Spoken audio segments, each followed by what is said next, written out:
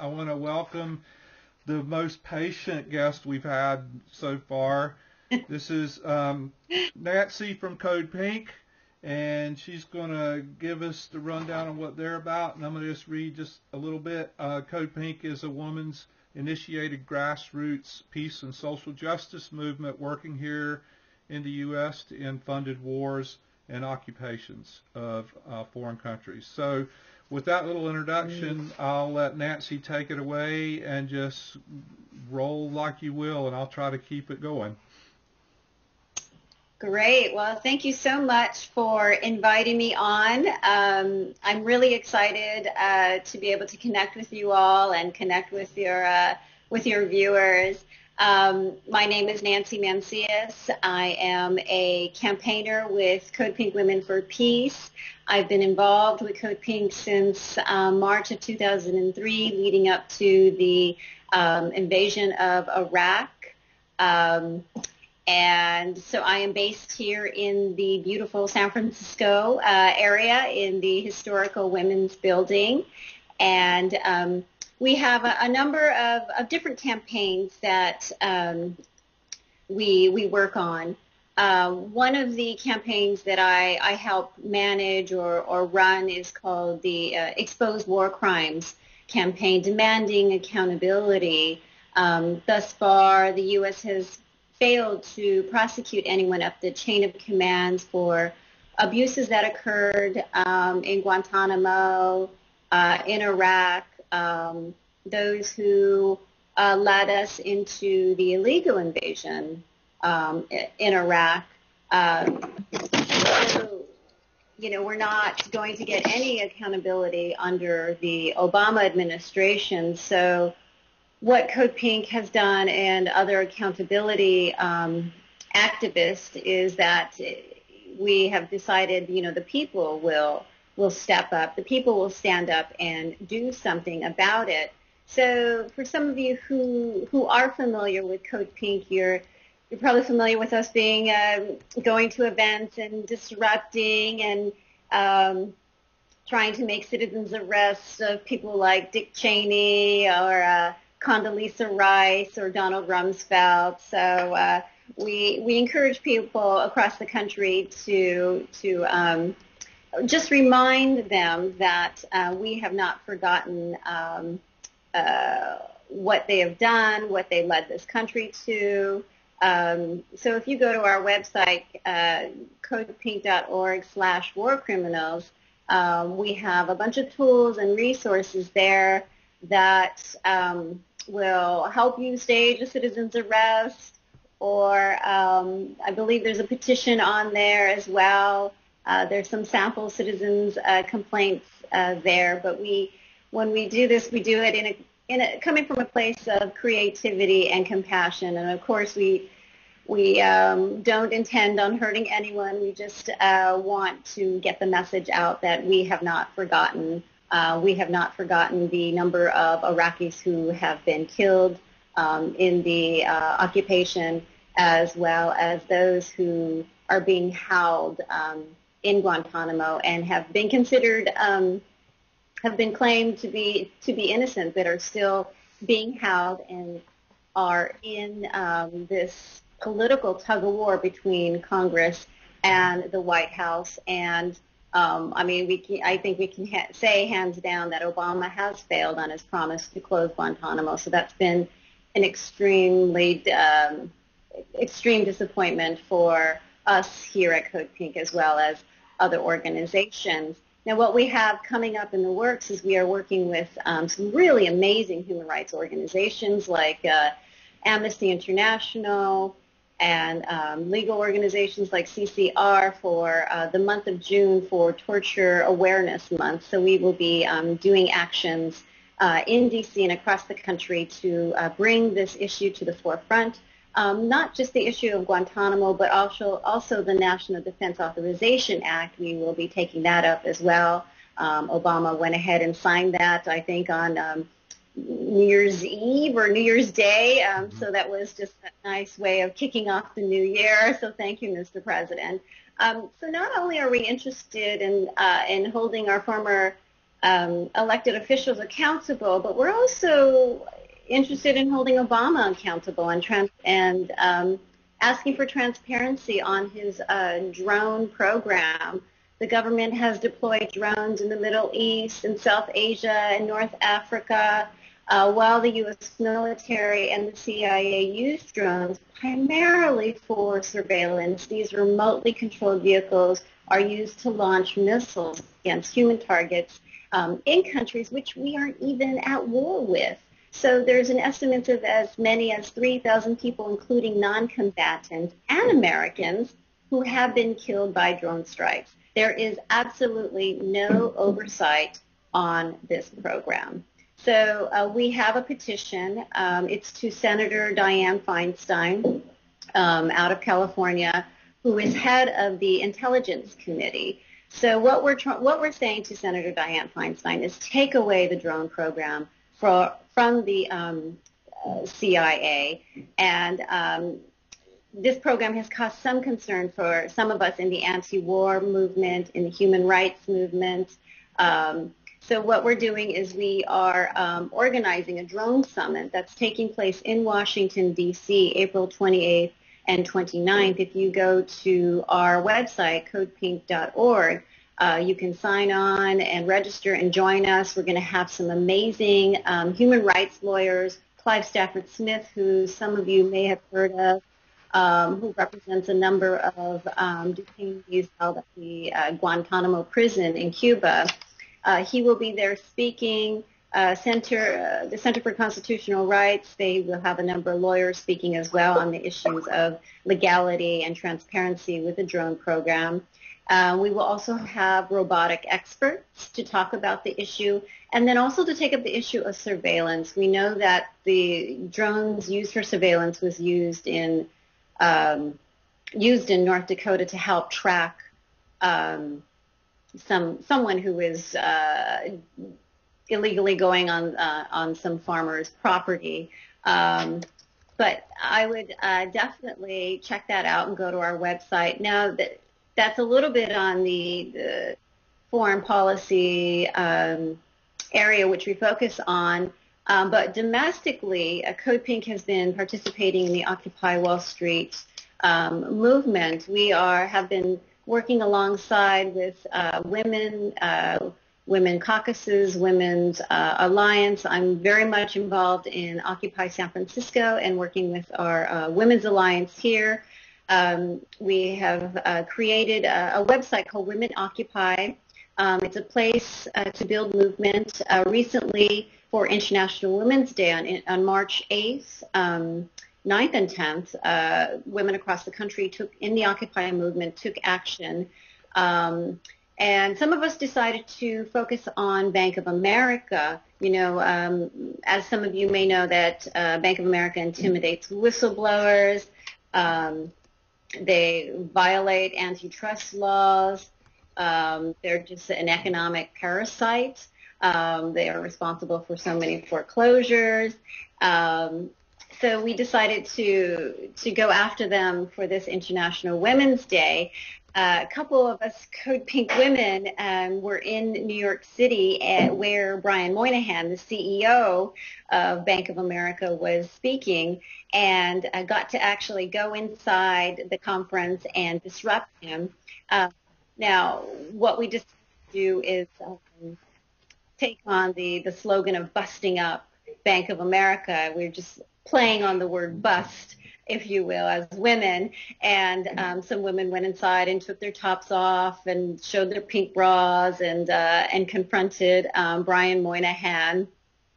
So that's one thing we focused on. Hopefully if you go to our website, you can read more articles about it. You can see a video. One of our women who was on her way to Zuccotti Park was assaulted by a New York police officer and was held in jail overnight just for walking down the street on her way to a protest.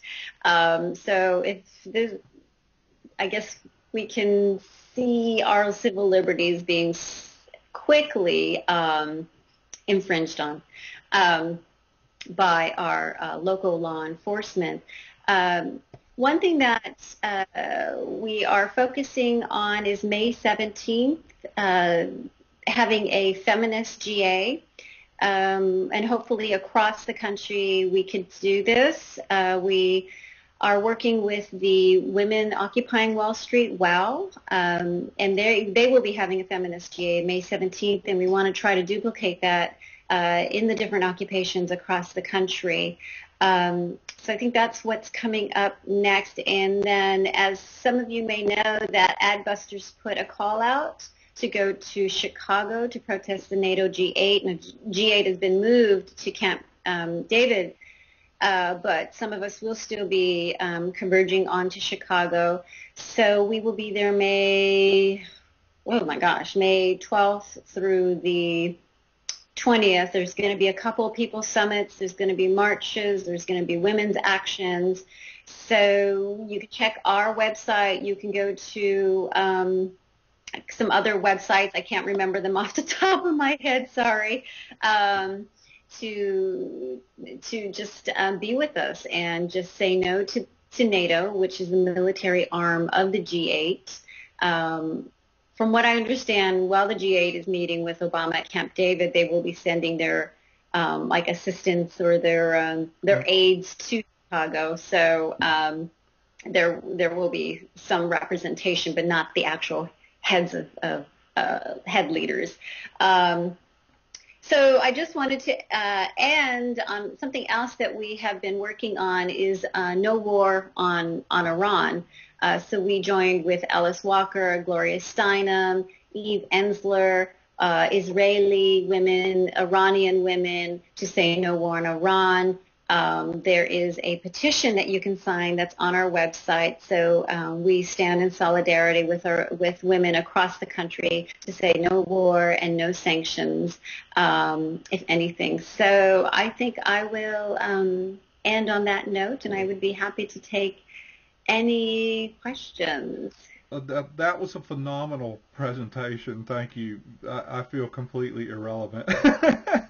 And just so you know, we have the chat stream going, and I don't know if you can see it or not, but we have one of my co-producers is putting up all your links as you speak through them, from the notes you sent us, so people are all over it. And I have a couple of questions, and one out of the chat stream was, do you folks have video postings on YouTube, and is that accessible through, or are they all on your site? I think they want to see more of you speaking and, investigate some more of your actions. And where's the best place for them to find videos on that? Well, we do have like a video carousel on our website. If you go to codepink.org, you can click on some of our latest YouTubes, or you can subscribe to, I think we have a channel, I think it's called Code Pink Action on YouTube, and you can look at, just subscribe or look at our latest YouTubes. Great. I had just a couple of follow-up questions. One was, does Code Pink have any plans to participate in and around the conventions in Charlotte, and is it Tampa? I think the RNC is in Tampa, or is that top secret? Well, no, it's not top secret at all. I think people who know Code Pink, we are known for getting inside the conventions and being outside the conventions, and we plan on doing that this year for the DNC as well as the RNC. In 2004 in New York City for the RNC, we were able to, disrupt George Bush's speech and, oh gosh, I don't know, maybe Dick Cheney, I can't remember. I was back in 2004. In 2008, I was the organizer for Code Pink in St. Paul, Minnesota, organizing around the RNC. We were able to get inside the RNC, and this is kind of funny. There's a little bit of dissent on the Republican side. The Ron Paul supporters were upset that John McCain became the nominee, the presidential nominee for the Republican Party. So this Ron Paul supporter ended up giving us his delegate tickets to get inside. So myself and another Code Pink woman were able to disrupt John McCain when he was addressing the RNC in St. Paul, Minnesota. So you will definitely see us out this year in Chicago for the NATO protest, as well as the DNC and the RNC. And I don't know if there's any other big mobilizations coming up, but hopefully we can participate in everything that happens this year. Right. And so do you have chapters all over the country? I'm assuming like you operate and organize out of San Francisco, but there's chapters of Code Pink all throughout the country? Yes, we do have chapters across the country. It's interesting because once Obama was elected, we saw our membership, our network, kind of dwindle a little bit. I think people were feeling a little like they had the hope. Yeah. They had hopes. They thought the work was done. Yeah, they thought the work was done. He was going to close Guantanamo. He was going to end the war right away. So we had maybe over 200 chapters across the United States, and now I think we probably have about 50 chapters that are very active across the country. But the tide is changing. You know, we're seeing Obama, you know, going after whistleblowers. We're seeing Obama, you know, signing off on the NDAA, giving more money to war, shredding apart our Bill of Rights. So the tide is changing, and what's so great about the Occupy Wall Street movement is that they are about accountability. They are about transparency and holding things accountable. We just saw the 6-month birthday of the Occupy Wall Street movement, and if you can see what has been accomplished within those 6 months, that's actually incredible and amazing to see. I mean, we have been involved in the anti-war movement, and we've made slow progress, but to see the Occupy Wall Street movement make this amazing progress in 6 months is it's inspiring. Yeah. We have one question. Does Code Pink do outreach to expand to other countries? Like, are you actively trying to establish locations in other countries? Mm-hmm. Yeah, as I said, we had 200 chapters in the United States when we started out. I'd say that we had 10 internationally. We do have a Code Pink in Japan that's very, very active. We have a Code Pink in Toronto, Canada, which is very active as well. A lot of our work focuses on the Middle East, so we have done things in the past where we've worked with women in Iraq when it was more or less safe. Now, a lot of those women have fled the country and are either in Amman. We work with women. There's a really wonderful organization out of Israel that we work with, a women's peace organization, and what we try to do is build bridges between U.S. women as well as women in the Middle East or South Central Asia. Right. Great. So you have a fairly broad presence throughout the world geographically, so that's very inspiring. Are you going, I might have missed it, and we touched on NATO, but are you going to have any presence, adjacent to G8, like in the D.C. area or something? I know the protesters can't get very close to Camp David, but we were wondering if you were going to have a presence at the same time the G8 is at Camp David. We have just been focusing on NATO in Chicago. We have a really strong Code Pink chapter. We're really connected to the community in Chicago. But that doesn't mean that we won't have a presence at Camp David. We have an office based in Washington, D.C., so we haven't really talked about it, but just keep checking back at our website, and maybe we'll try to organize something for those in D.C. who can't make it to Chicago. Great. Are you guys going to participate in the anti-NYPD brutality march tomorrow in New York City? Well, that's a good question. Code Pink has been participating in the anti-police brutality marches that have been happening at the different occupies.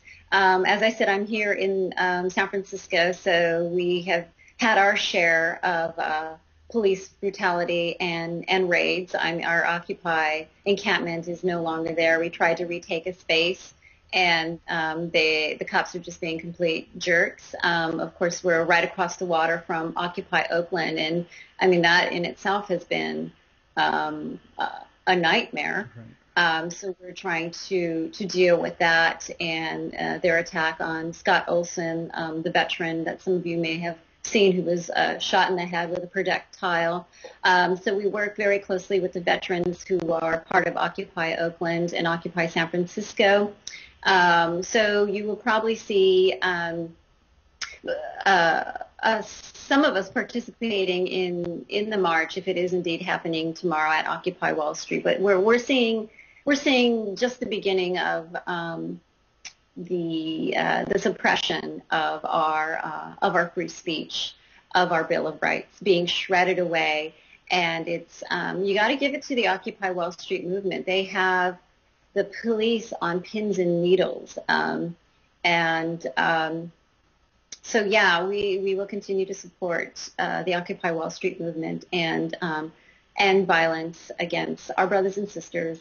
And this is something that we are trying to organize as women. We just recently saw a couple of women in New York City who were brutally taken down by the police. So we, as women, we want to try to address that, if anything.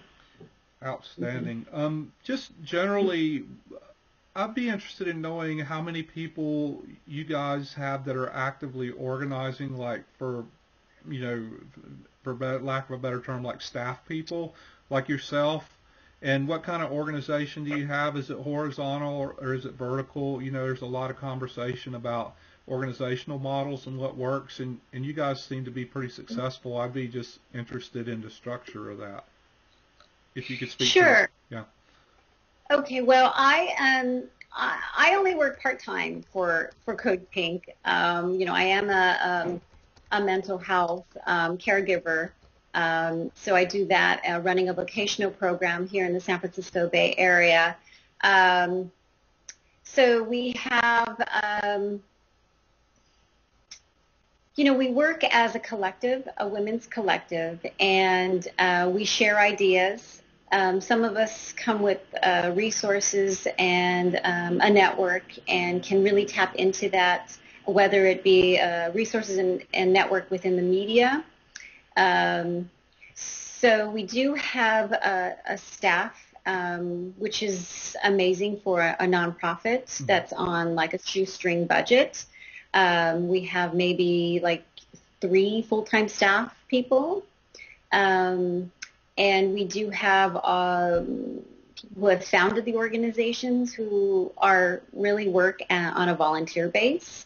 I'm lucky to be able to just earn have a little bit of an income from this, but it's nothing to live off of. As I said, I do have another job, but I do this not for the money, but for the passion. Yeah. Well, we appreciate all the effort you guys are doing. And we find out more and more from all the people we connect with that that's the case a lot of times. People are either volunteers or part-timers, no paid, low paid, but they do it. They do the work because it needs to be done. So it's always inspiring to connect with folks like yourself and your organization. Do the chatters have any questions? I'll be glad to read them off if you guys have anything you want to toss out. A lot of people are really interested in what your organization's response is to the increasing, police oppression against, protesters of all kinds. Like, what do you guys do to actively address that? What do we do well, we are just kind of in the midst of having the conversation. After one of our Code Pink women was, as I said, just brutally assaulted after disrupting Brian Moynihan in New York City. And here she is walking on her way to Zuccotti Park and was just taken down by a police officer. You can see the video on our website. Um, so we're still trying to figure out what to do as a grassroots organization. We know that the ACLU is doing what they can. We know that the NLG is doing what they can. But if anyone has any ideas or suggestions what a women-led organization could do, we would welcome any kind of feedback, because we're still trying to figure out where do we fit as a women's organization to address this? Right. How do we come about it? And we're not lawyers. We're just, some of us are, teachers or not just teachers. I mean, you're people trying to save the world, and it's. Have you been surprised at the degree and the level of the police oppression? Because honestly, I have been at how fast it got out of hand, and I went from being like, okay, we got to give, there needs to be some latitude. They're not all bad, but more and more, it's just so violent and so aggressive and so frequent. You can't deny that it's got to be institutional. Were you guys surprised by what you're seeing? Yes, we're actually very surprised by what we're seeing in terms of the aggressiveness of the police, and when I have witnessed this sort of aggression, it's usually around the conventions. It's usually around a mobilization, but this is it's a trend. It's something that's happening across the country, and everyone is experiencing it. Now, if you look at where our money is being spent, our money is being spent in security. Mm-hmm. So that's where a lot of our money is going, Homeland Security. When we looked at what had happened in Oakland when they started tear gassing the Occupy Wall Street protesters there, it wasn't just the Oakland Police Department. Apparently there were like 18 different agencies that were involved. So this is across the country that these agencies are joining hands and suppressing a movement. And it's really sad because this movement is filled with truth. And it's really too bad that we can't, that this truth is being suppressed. And so, as I said, if there is a way, if anyone has a way or idea of what we can do as a women's organization to address this, we're all open to some new ideas. So, yeah, it's a problem, and it's really scary. Right. So somebody asked if you guys have become a GA working group in any, either Oakland or San Francisco occupies, or is there any plans to do that? We're assuming those GAs are sort of organized the way NYC GA is, but we're not certain, where there's official working groups that contribute to the GA process. So, okay, I guess I don't understand the question. Is there working groups dealing with police security, or? No, do you have an official working group as part of the San Francisco GA or the Oakland GA?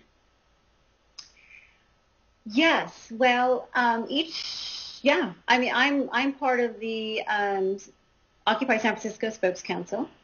I'm also part of the Women's Alliance, so we do have working groups, and I'm assuming it works just as the New York GA works, where people give working group report backs. Yeah, I think it's pretty similar. Yeah. Okay.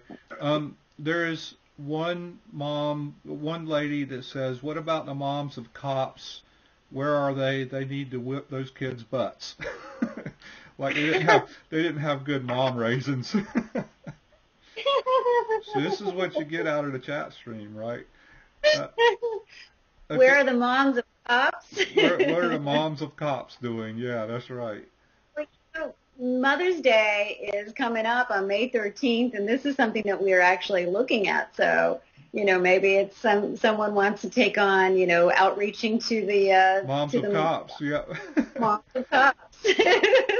That's a great On idea, May Tark. You should totally do that. Put that together. Are there any other questions from the chat stream? I'm just watching. Someone made a suggestion.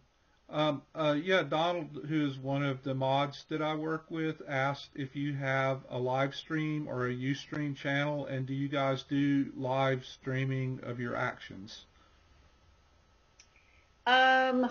When I do actions, I usually just have our Occupy SF live streamers, or I'll ask them to join in. Uh-huh. It seems that they have the technology and the time to do that. So I usually go work with my local Occupy San Francisco. Now, in terms of Code Pink, we tried to do that for our Occupy APAC, and that seemed to have some technical difficulties, but we try to. We're slowly getting there. Yeah. Well, Yeah. all of us are, we've become more and more, just absolutely adamant that we have to have cameras in place and do as much live streaming as possible for documentation, education, information, and for our own safety and security. Because, as you see in the actions in Oakland and in New York and San Francisco, the police seem to take action at the least likely time that there would be any MSN there, if MSN cared one way or another. So it's up to us to protect our own interests by documenting. So all my friends here in the chat, they're wanting you guys to do the same thing for your own benefit. Which actually Okay. pops another question in my mind. How are your relationships with mainstream media? Do you get much response from them? Are they actively engaged when you communicate with them, or do they kind of just ignore you or push you off to the side, or how's it working with that? Well, I would have to say when Bush was in power, we got a lot of mainstream attention because we were the opposition. We were the opposite of George Bush and his policies. So during that time, we did get a lot of press, not so favorable with Fox News, but they did give us some press. It's a little harder now. I'd have to say that. So we try to be the press ourselves, whether it's documenting with a flip cam and putting it on YouTube, or tweeting, or doing events on Facebook. But we are really trying to shift towards more social media, and as also developing relationships with some of our live streamer, Ustreamers, who are just real rock stars as far as I'm concerned, here out of Occupy SF and Occupy Oakland. So it's the relationship is a little different, and it could be because we are there's a different party that's in power. Mm-hmm. So we're having requests for you to come back and do another program with us, and I will promise you the next time the tech won't be a problem, because I have learned my lesson tonight. We'll just use the PC from here on out. But there really is a clamor for you to come back and talk with us more. If you would be more happy to do that, we would love to have you. Absolutely. I would love to. I think there's a lot going on. So I'd love to come back and give a report back on all these different actions that I had mentioned. So, yeah. Yeah. Maybe after NATO would be a really good time. So you could give us a debrief of what it was like there and everything, because this is the way we try to get our information, and one of the reasons we started this channel is it's in spite of and in response to the mainstream media, or the lack of it. So the Other Possibilities channel specifically exists for education and information, to try to meet people like you and get that message out there and spread it, because I think over time all these people have been doing good works, but nobody knows about each other. So the more we can connect and share our stories, the better off everybody will be. I have another question in bold.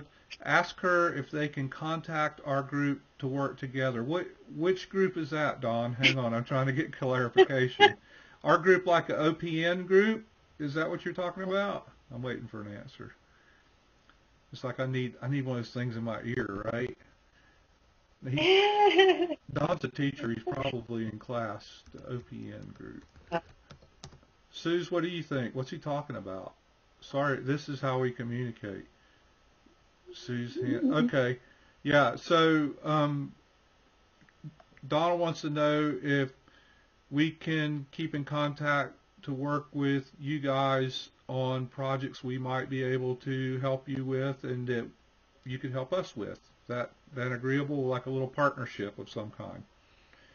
That sounds terrific. Because in the chat stream at the moment, we have people from all over the United States. I don't see any of our internationals here, but we have quite a widespread viewership, and they're wanting to be able to send emails and work with petitions and things like that. You know, all this stuff that we could do digitally, and I suspect that people who are adjacent to any of your actions will probably participate, because this is an active group and they will actively seek out Code Pink participants. So that's terrific.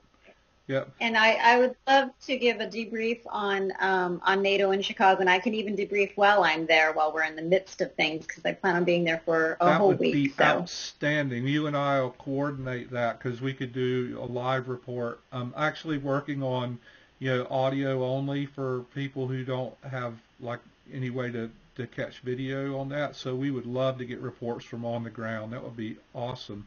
Right. Most of our chatters are a really large core group of them are in New York City. I'm in North Carolina. We have some in Mexico, but we're all over the place. But we have a pretty sizable group that participate on this channel that are in New York City. So we have contacts there for you if they can be of any help to you. Yes. Colorado's raising their flag too. Sorry, Rev, I forgot. And we have one from Toronto tonight, and Rhode Island. They're all chiming in. They want you to know where they are. So, all right. Are there any more questions? Because it's getting supper time for Nancy, or happy hour, one or the other. Because I was running so late. Maui, Hawaii chimes in. All right. I think we're going to express our sincere appreciation for the good work you're doing and taking the time out and sharing it with us. And again, I apologize for the confusion and the delay. It won't happen again. But we really enjoyed it. Thank you so much. And I'll be in touch with you. We'll work on the NATO thing.